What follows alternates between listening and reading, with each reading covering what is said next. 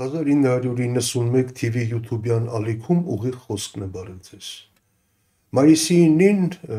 երբ Մոսկվայում Նիկոլ Փաշինյանը բերման ենթարկվածի խեղճ հայացքով կուչ էր եկել Լուկաշենկոյի կողքին, նույն օրը հանրային հեռուստաընկերության եթերում Արծրուն Հովհաննիսյանը խոսեց այն մասին, որ ֆաշիստական Գերմանիան այսպես կոչված Գերտրուդա ծրագիր ուներ, որ եթե հաղթեր պատերազմում Թուրքիայի կեսը գրավելու էր եւ ստեղծելու էր մեծ Հայաստան, եթե ընդհանուր գծերով ասենք։ Եվ սա բնականաբար մեծ աղմուկ, քննարկումների մեծ ալիք բարձրացրեց հասարակության մեջ։ Խնդիրը իհարկե Արծրուն Հովհաննիսյանի անձը չէ, նա պարզապես առիթ էր գտել իշխանություններին դուր գալու համար, կարող էր այլ առիթ գտնել, օրինակ Նիկոլ Փաշինյանի հետ հեծանիվ էր քշում, կարող է մասնակցել կրթվել են նորաձևեր շարժմանը եւ այլն, սա չէ խնդիրը։ Պարզապես այս ամենը իրականում սպասելի էր, որ ի վերջո այդ անցյալի վերաբերյալ մեր ընկալումների փոփոխությունը կհասնի նաեւ երկրորդ համաշխարհային պատերազմին, որովհետեւ անցած 120-130 տարիների ընթացքում հայ ժողովուրդը 3 մեծ պատերազմների, մեծ արհավիրքների միջով է անցել։ Առաջին համաշխարհային պատերազմը եւ հայոց ցեղասպանությունը, երկրորդ համաշխարհային պատերազմը եւ Ղարաբաղյան պատերազմը իր մի քանի փուլերով։ Եվ ահա առաջին համաշխարհային պատերազմի հայոց ցեղասպանության վերաբերյալ արդեն ընկալումները սկսել էին փոխվել Նիկոլ Փաշինյանի ջանքերով, նա ասում էր, որ մենք պետք է վերանայենք մեր վերաբերմունքը, փորձենք հասկանալ, թե ինչ է տեղի ունեցել եւ ինչու է տեղի ունեցել եւ ենթատեքստն էլ հասկանալի էր, թե ինչ նկատի ունի։ Նկատի ուներ այն բովանդակային առումը, որ այո, ցեղասպանություն եղել է, բայց մենք ենք մեղավոր եղել, որովհետեւ թույլ ենք տվել, որ օտարները, առաջին հերթին ռուսները, արևմուտքը մեզ օգտագործեն Թուրքիայի դեմ, այդ պատերազմում դե թուրքերն էլ ինչ անեն, ստիպված մեզ կոտորել են։ Այսինքն սա այն էր, ինչ Թուրքիան տասնամյակներ շարունակ ասում էր։ Ուրեմն առաջին համաշխարհային պատերազմի դեպքում դա արդեն եղել էր, Ղարաբաղյան պատերազմի դեպքում դա արդեն եղել էր, հիշում եք Նիկոլ Փաշինյանը միջի հիմա անընդհատ ասում է, որ իրականում Ղարաբաղյան շարժումը այն մասին էր, որ Հայաստանը երբեք չի կարող լինել ինքնիշխան պետություն, այսինքն այդ պատերազմում մեր կրած զրկանքները, մեր հազարավոր զոհերը, վիրավորները, նրանք իրականում կռվում էին Հայաստանի ինքնիշխանության դեմ։ Եվ դրա համար էլ ուրեմն Արցախի վերջնական կորստից հետո այդ օրը կարելի է համարել Հայաստանի անկախության իրական օր։ Այսինքն Ղարաբաղյան պատերազմի դեպքում էլ դա տեղի ունեցել եւ ահա հերթը հասավ երկրորդ համաշխարհային պատերազմին։ Թե ինչու այստեղ մի քանի պատճառներ կան։ Կարծում եմ դրանցից մեկն այն է, որ ի վերջո երկրորդ համաշխարհային պատերազմում կամ հայրենական մեծ պատերազմում հայ ժողովրդի մասնակցությունը, Հայաստանի Հանրապետության մասնակցությունը մեր հպարտանալու կարևոր առիթներից մեկն է, ի վերջո 600,000 մասնակից, մոտ 300,000 զոհ, տոկոսային հարաբերությամբ գուցե ամենաշատը խորհրդային ժողովուրդների մեջ, 4 մարշալ, 100-ից ավելի գեներալներ, 100-ից ավելի հերոսներ, իդեպ Անդրկովկասում միակ կրկնակի հերոսը Նելսոն Ստեփանյանը, ի վերջո միակ ազգային դիվիզիան հայկականներ, որ մարտերով հասավ մինչև Բեռլին եւ այլն եւ այլն։ Եվ ահա հիմա այդ քարոզչությամբ ցույց են տալիս, փորձում են հանրային գիտակցության մեջ ամրագրել, որ այդտեղ էլ հպարտանալու որևէ բան չկա, իրականում այդ 300,000 զոհերը, 600,000 մասնակիցները, 4 մարշալները եւ այլն սխալ բանի համար են պայքարել։ Եթե Հիտլերը հաղթեր, մենք ունենալու էինք մեծ Հայաստան, այսպես կոչված Թուրքիայի արևմտյան Հայաստանի տարածքների վրա։ Լավ, հիմա ինչի համար է արվում ի վերջո այս ամենը։ Բանն այն է, որ պատճառները ավելի խորքային են։ Բանն այն է, որ Նիկոլ Փաշինյանի իրականացրած քաղաքականությունն, այդ նրա իդեա ֆիքսը, նպատակները անհամատեղելի են մեր ժողովրդի, լավ չասենք արժեհամակարգի մտածողության հետ անհամատեղելի են։ Պարզ ասած, եթե մի քիչ ավելի պրիմիտիվացնենք խնդիրը, Նիկոլ Փաշինյանի իդեա ֆիքսն այն է, որ Հայաստանը դառնա Վրաստանի նման երկիր, ինչ առումով, այն առումով, որ բոլոր ճանապարհները հանգիստ, խոչընդոտ տրամադրում է Թուրքիային եւ Ադրբեջանին, դառնում է տարանցիկ երկիր, կարգավորում է հարաբերությունները, ջերմ հարաբերությունները հաստատում Թուրքիայի եւ Ադրբեջանի հետ, Ռուսաստանի հետ սառը հարաբերություններ կարող են ընդհանրապես հարաբերությունները սառեցվել դիվանագիտական, ոչինչ չի լինի, եթե ադրբեջանցիները կան բնակվեն Հայաստանում կոմպակտ, այնպես ինչպես Վրաստանում է, որտեղ մի քանի 100,000 ադրբեջանցիներ կան, օրինակ Քվեմոքարտլիում նրանք ընդհանրապես մեծամասնություն են, բացարձակ մեծամասնություն են։ Այսինքն սա է Նիկոլ Փաշինյանի իդեա ֆիքսը։ Եվ այդ հարցում կա երկու հիմնական խոչընդոտ։ Առաջինը մեր մտածողությունն է, մեր վերաբերմունքը թուրքերի եւ ադրբեջանցիների նկատմամբ, մեր վերաբերմունքը Թուրքիայի եւ Ադրբեջանի նկատմամբ, վրացիները նրանց հետ որևէ խնդրեմ չունեն, համարում են եղբայրական պետություններ, եղբայրական ժողովուրդներ, ջերմ հարաբերություններ ունեն տնտեսական եւ այլն, ճիշտ է կամաց էքսպանսիայի են ենթարկում, բայց ամեն դեպքում դա էլ լուծելի հարց է, կամ իրենք են այդպես համարում։ Առաջինը սա է եւ երկրորդը ընդհանրապես աշխարհագրությունը, զուտ աշխարհագրությունը, որովհետև Վրաստանի աշխարհագրական դիրքը բոլորովին այլ է, Հայաստանինը այլ է։ Ամեն դեպքում Նիկոլ Փաշինյանի իշխանությունը այս երկու ուղղություններով էլ շարժվում է։ Այդ կրթվելը նորաձև է շարժումը, այդ մեր մտածողության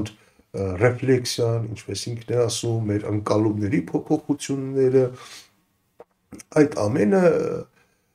հենց դա այդ նպատակն են հետապնդում, որ փոխվի մեր վերաբերմունքը Թուրքիայի եւ Ադրբեջանի նկատմամբ։ Մենք նրանց այլևս չընկալենք որպես թշնամիներ, խնդրեմ չտեսնենք, որ նրանք գան Հայաստանում կոմպակտ բնակվեն եւ այսպես շարունակ, առանց վախենալու տնտեսական էքսպանսիայի այդ ուղղությամբ աշխատում են։ Բայց եթե անգամ իշխանություններին հաջողվի իրականացնել այդ մեր մտածողության փոփոխությունը, միևնույն է, աշխարհագրությունը փոխել չի ստացվելու։ Տեսեք, զուտ աշխարհագրորեն ի վերջո Թուրքիայի եւ Ադրբեջանի միջև այդ, ինչպես իրենք են ասում, անիդեալ սեպը Վրաստանը չի, Հայաստանն է։ Եվ բացի այդ, եթե անգամ դա հաջողվի, այսինքն մենք աշխարհագրությունը չենք կարող Բացի այդ, եթե անգամ մեր վերաբերմունք, մեր ընկալումները փոխվեն, ինչի հավանականությունը 0-ին մոտ է։ Անգամ այդ դեպքում չէ որ Թուրքիայում եւ Ադրբեջանում էլ մեր նկատմամբ բոլորովին այլ վերաբերմունք է, Վրաստանի նկատմամբ, վրացիների նկատմամբ բոլորովին այլ վերաբերմունք է։ Նրանք Վրաստանը թշնամի երկիր չեն համարում, նրանք բարեկամական երկիր են համարում։ Իսկ Հայաստանը ընկալում է որպես թշնամի երկիր եւ Այս ժողովրդին համարում են որպես թշնամի։